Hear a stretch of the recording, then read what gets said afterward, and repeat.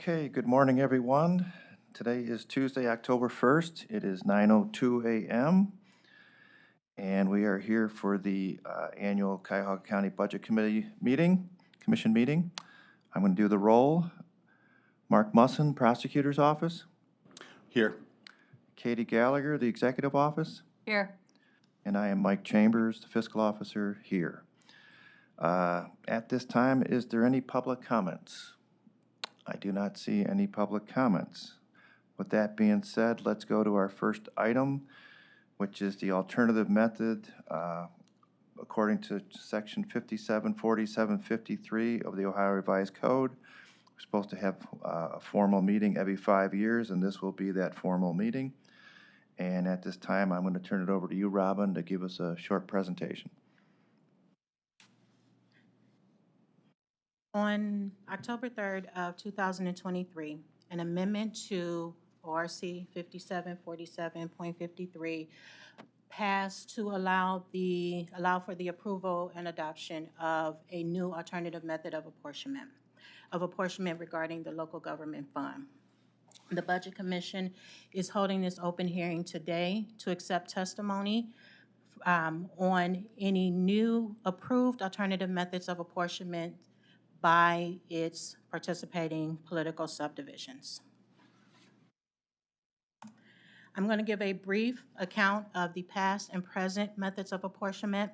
I'm going to discuss the original method of apportionment, why there was a need for an alternative method of apportionment, as well as cover the statistical data used to calculate the percentages used to distribute the funds received by the state of Ohio to the county, its cities, townships, villages, and metro parks.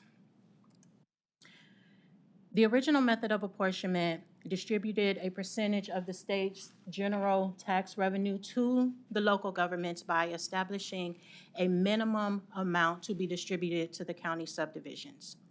The excess funds beyond that floor amount were then allocated to the subdivisions in respect to in accordance to their relative need.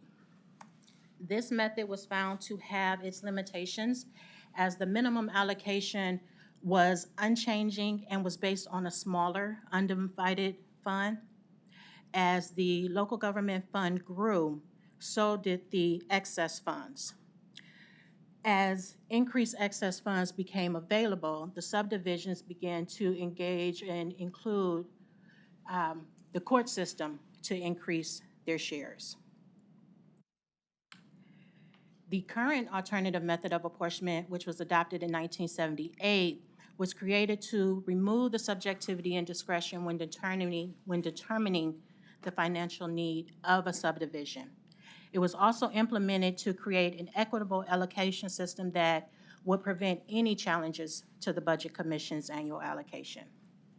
It called for a base allocation as opposed to a minimum allocation that would be adjusted annually to reduce that remaining undivided local government fund. And it was determined that this excess allocation would be distributed using 4 equally weighted statistical factors. Now, before we get into the statistical factors and calculations, on or before July 25th of July, the Department of Taxation issues its annual estimate of the county undivided local government fund that will be distributed for the upcoming collection year. For the purpose of calculating the percentages of apportionment for collection year 2025, the undivided local government fund in the amount of $81,590,671 will be used.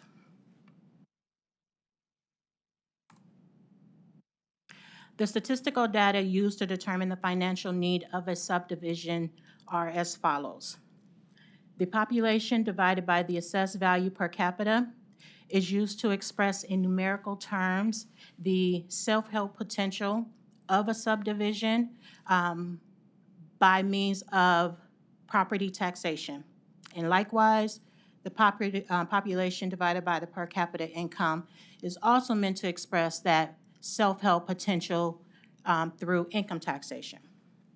The population by population density provides factors that contribute to the amount and cost of services required by a subdivision's residents. And by reviewing the number of welfare recipients within a subdivision, we're able to express the financial stress caused by those who require services but are unable to contribute financially. And I'll note that these factors were chosen as they were believed to provide a more accurate and scientific measure of financial need.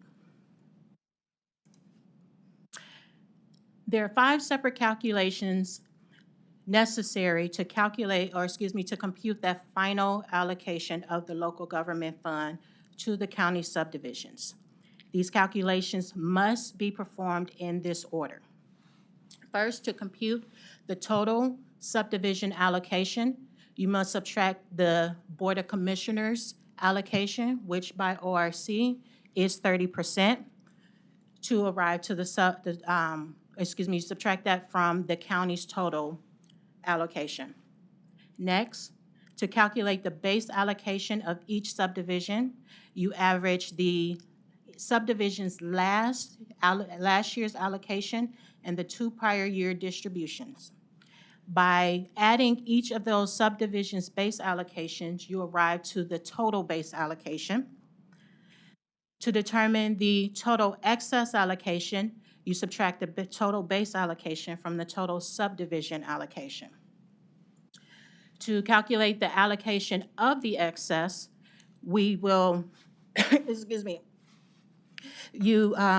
we utilize the 4 statistical factors previously mentioned.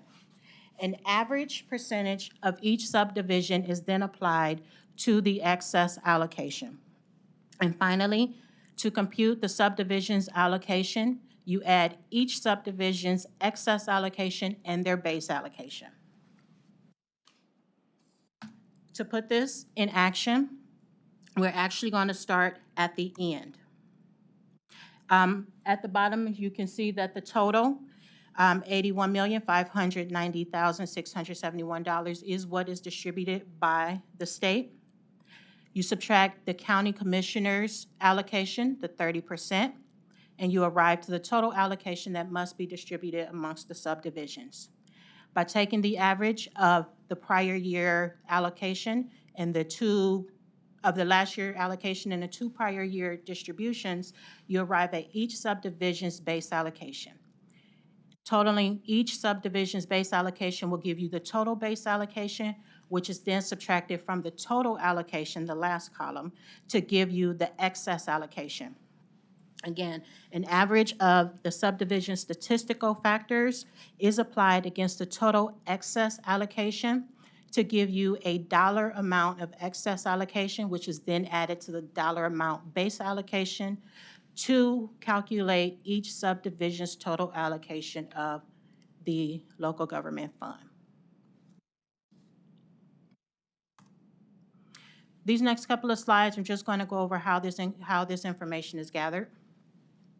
The population divided by the assessed value per capita requires that we gather the population of each subdivision and its certified assessed value. The population divided by per capita income requires us to obtain the per capita information from the U.S. Census Bureau. The population by population density is the multiplication of the population by the population per square miles of each subdivision. And finally, the number of welfare recipients within each subdivision is obtained from the Department of Job and Family Services. And as previously mentioned, the average percentage of the numerical value of each one of those statistical data points are then applied to the excess allocation to calculate the dollar amount of the excess allocation, which is then added to the dollar amount of the base allocation to arrive at the total allocation for each subdivision from the local government fund. And this is the Cuyahoga County Budget Commission current alternative method of apportioning the local government fund. Okay, Robin, thank you for the detailed explanation. I will open this up to any questions from the board. I just have a quick question. Prior to Governor Kasich making cuts to the local government fund, do you remember what the percentage was? It says this is 1.7%. Do you remember what it was up to prior to that cut, by any chance? Okay. So maybe we can do a little research, get back to you on that one. I will share with the committee here that the Auditors Association did kind of asked all of us to contribute how we do our allocation, and we shared ours, and it was well received. So I'm happy to say that a lot of people looked up to it, the way we take the 3-year average and things like that. So seeing no additional questions, I guess what we're looking for is a motion to approve this method, Robin, is that correct? This would be the time for any public testimony from the political subdivisions to present a approved new alternative method of apportionment. Which we have none here, so we're good with that. So do we still need to go through and approve our current one since no one's providing any alternative? The current will remain, yes. Okay. Would you like us to reaffirm it through a vote? Okay. I will entertain a motion to approve our alternative method that Robin just posted. Is there a motion? Moved. Is there a second? Second by Ms. Gallagher. All in favor say aye. Aye. Aye. Opposed? The method has been reaffirmed and confirmed and approved, seeing no other alternative. Next on our agenda is other business. Do we have any other business, Robin? No other business? Any further questions or comments from the board? None for me, thank you. No. None from Ms. Gallagher? Okay, with that being said, I'm going to make a motion to adjourn the October 1st, 2024 Budget Commission meeting. Is there a second? Second. Second by Ms. Gallagher. All in favor to adjourn, say aye. Aye. We are adjourned. Thank you. Thanks, Robin.